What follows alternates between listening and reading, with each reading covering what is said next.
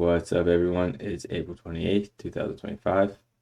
Very nice day in the markets. We went sideways in the open, and we trended lower and then trended higher. So that's a big down, big up trading range behavior. So let's do a daily 15. Before we do the breakdown, I want to give a quick shout out to everyone. Thank you for support. Thank you to all the new members. Thank you to all the new subscribers. This, the Discord's getting fun. I really enjoy talking to you guys and looking at these different charts. Some of you guys are sharing crypto charts. So that's pretty fun to just get a pulse on that market. Every market revolves around breakouts and second legs, third legs, and trading and the market cycle. So it doesn't really matter what chart we're looking at, as long as we see it from a consistent perspective, we will have consistent results. So yeah, I appreciate all you guys and thank you for always tuning in. Daily chart, 15-minute chart. Daily chart went sideways about last month, and we broke out. Leg 1, pull back, leg 2, pull back, leg 3. Higher low. That's good for the bulls, bad for the bears. Bears tried to sell off right here and make a new low. Bulls ended up buying the range lows here and reversed higher. Now we have a big down and we have a big up, so that's trading range behavior. Bears want a second leg of this, bulls want a second leg of this, and bulls are willing to buy low, bears are willing to short high. That's how the market is going to go sideways rather than trending in one direction. Bulls approach the EMA here and it immediately sells off. But then as soon as bears start to get the trading range lows, bulls buy it. Then we have an inside bar here, and then we rally into the EMA again and go sideways. Another inside bar, expansion, inside bar, expansion. Here we have a 2-bar reversal and a gap up. So you could say this spike started here and it ended here. This bar broke this bar's low. So that's the channel. So there's your spike and channel. And now the bulls are channeling higher above the EMA. Something that hasn't happened since February 21st was the last time we were above the EMA. In trading ranges, the first targets become the areas bulls got trapped. So the first target here was the bulls that got trapped here. So that becomes the first target, and that was met here. Second target's going to be here. Third target, fourth, fifth, and that's how it works. And then same thing for the bears. If we look left, the 15-minute. 1 second. I thought I was about to sneeze. It was good. So we can just look. So bears got short right around here. We'll put a thing there. I'm showing you guys what I just did to the bulls before the bears. Let's just extend this out right here. Bears got trapped there. Bears got trapped there. So let's not look at this real quick. So here, bears are getting trapped, which is all pullbacks, and these pullbacks become targets for when we're in trading range. The first target bears are going to want is right here. That was already met. Next target's down there. Bulls got trapped here. Trading range behavior, they're going to want this, and then they're going to want that, and then they're going to want that. And that's what they got. Trading range high, sells off. Bears get their first target. The next one is the next trap bears down here. That's met. That's also a layer of support right around here. There's a strong rally. That's where the pullback starts. Bulls are trapped here, so within this trading range, the market wants to come back and release. The bulls want the market to come back so they can get out at break even and there's profit on their second trade. Buy here, get out, break even at this trade, and they make money on that trade. And then the next level for the bears is right here, and we can see bears destroy that. I'm using the term levels very loosely. I'm just saying a level. I don't actually trade levels. I'm just using that line to represent the swing low right here. Bears broke out. The market went too far, too fast, and it sprang back into the EMA, and then we just talked about all this price action. 15-minute chart, starting to trend higher. We're finally above the EMA, so this low is right around here. You can see the dotted line translates to the daily chart. So I'm on the 15, but you look at the dotted lines here. So we have a nice rally. We start one, 2, 3, 4, 5, 6, 7 bull bars in a row. First pullback shallow, that's a better buy. And let's see. Yeah, 1-to-1 was met, and then the market started to go sideways. Bulls tried to go for 2R, ends up selling off. Now bears got a higher low. I mean, I was looking at the overnight session, so they are rallying right now above that, but Oh, they're not necessarily above it yet. So there's still a higher low intact. Oh, let me turn on the numbers. Okay. So yesterday we had a trading range, breakout, deep pullback, rally, kind of. Today, bar one, rallies, sells off, bad follow through for the bulls, but there is a very big rally here. So we know bulls that didn't scalp out are trapped. Some bull bought the high tick of bar one. That bull's gonna, if it's not weekend, it's gonna buy lower, and he's gonna get it around the 50% mark, or make a small profit on his first entry. He'll make a profit on his second, get out a break even on his first. So bar one, rally, sells off, bad for the bulls, good for the bears. Sideways price action, no body, trading range behavior. The bar went up and went down, and then it closed in below its midpoint. Bar three, big bull bar closing on its high, but now what leg are we in? So we're in the third leg. I'm trying to think what's the best way to restart the count. You say leg one, pull back leg two, pull back leg three. Here is a deep pullback, so the leg count can restart. Leg one, pull back leg two, pull back leg three. Sideways behavior. You could say leg one, pull back leg two, pull back leg three. And in the overall context, leg one, pull back. This is not a good leg because it didn't make a new high. So let's redo that. Leg one, new high, pull back. Leg two, new high, pull back. And then this is a complex leg three. Builds up of three legs. Leg one, pull back. Leg two, pull back. Leg three. Remember, guys, I was saying in another video how each leg is generally like, each leg will have its own version of three legs. So if this is one bull leg right here, then one, pull back. Leg two, pull back. Leg three. Bears got a higher low. Bar four, really bad follow through. Bulls are now trapped at highs. You can see that because of that tail. Sorry, I had to clear my throat for some reason. Okay, bar four, good bear bar closing on slow, good follow through with bar six. Bears now have a gap, but it's a bad gap because it ends with the bull bar.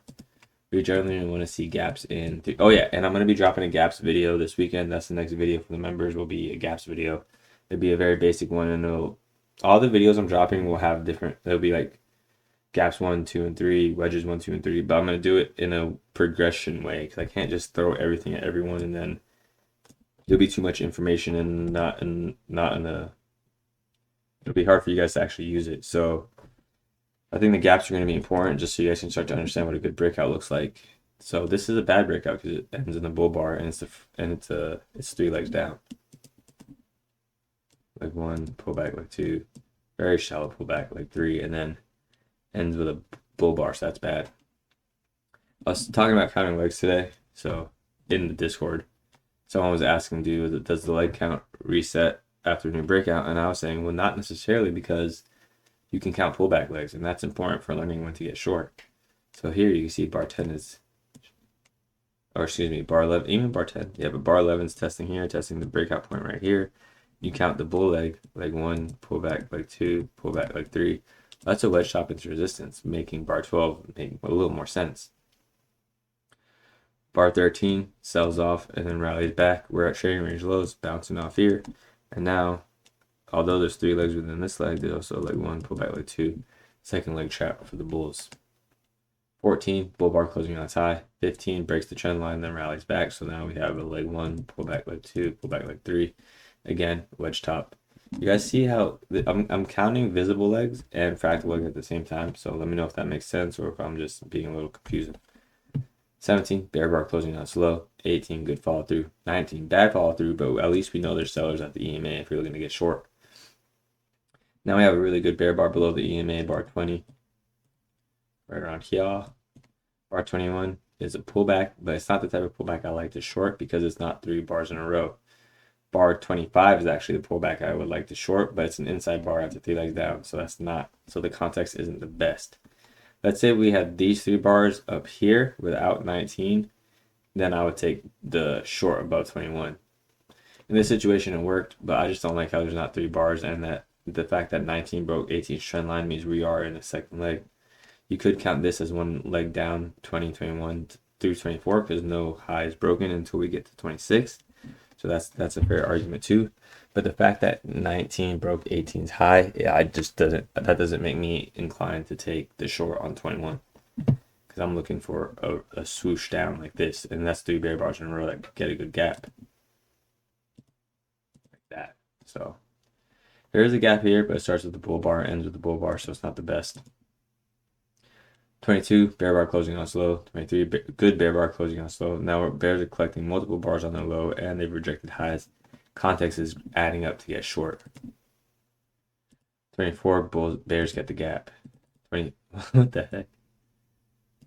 25 inside bar. Is that inside? Yeah, it's an inside bar rally. If you're short, it's okay to get out and reassess the situation because it is 3 legs down anyways.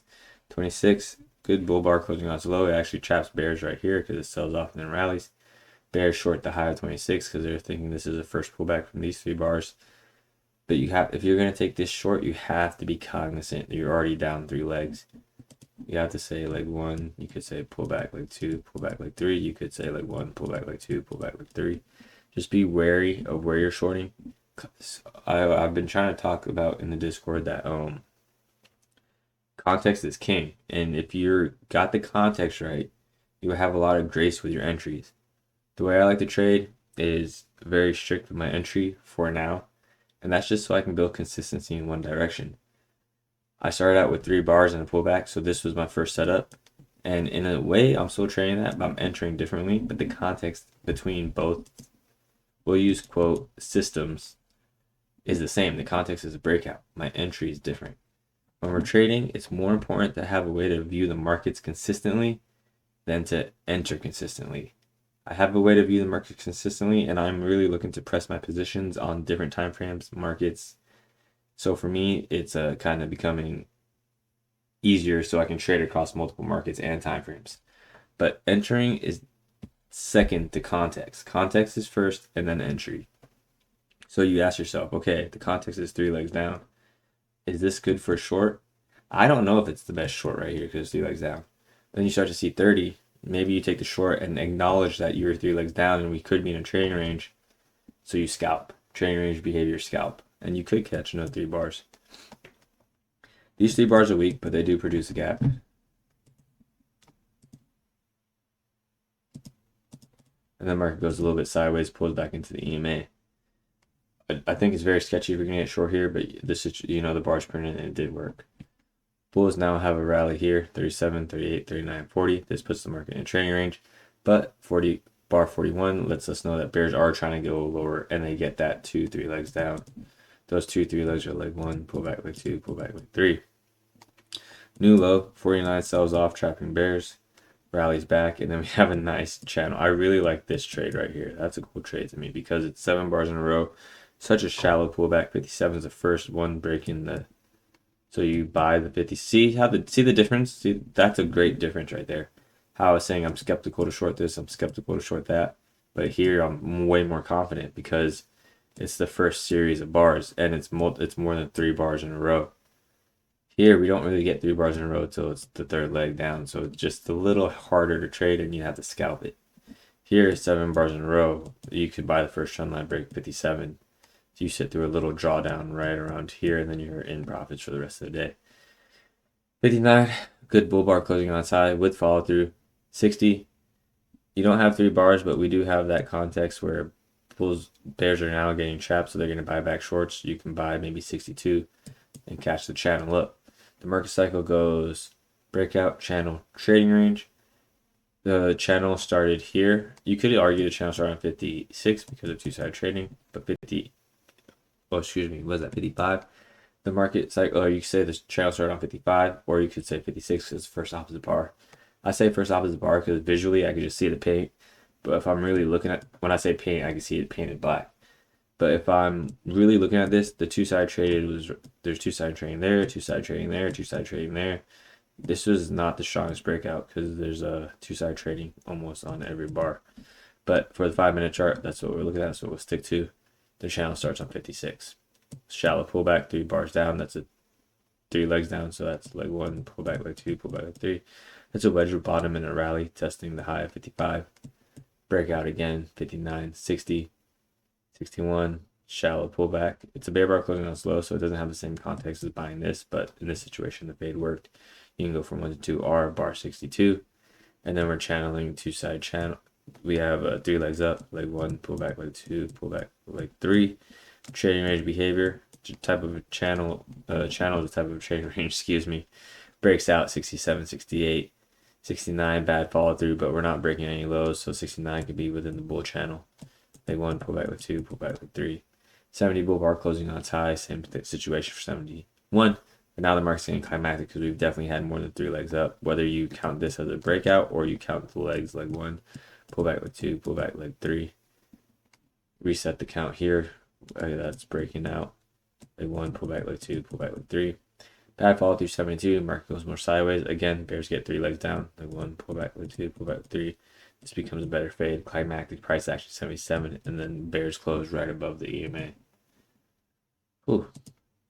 Coming up to 20 minutes. So yeah, the overnight session's rallying. This is the high. What are we? 13 points, or no, 10 points away from the high. Be interesting to see what happens with the overnight session. Anyways, guys, if you made it this far, I appreciate you. Thank you again for always tuning in. Check out the new members video. To the members, yeah, if you're a member, I'm dropping new videos this weekend. It's going to be about gaps. I got it written on my to-do list right here. And I'll be dropping Trends Chapter 5 pretty soon. So thank you for your time. If you learned something, share the show. Don't be a hoe. And I will talk to you guys tomorrow. Have a good day, everyone. Bye.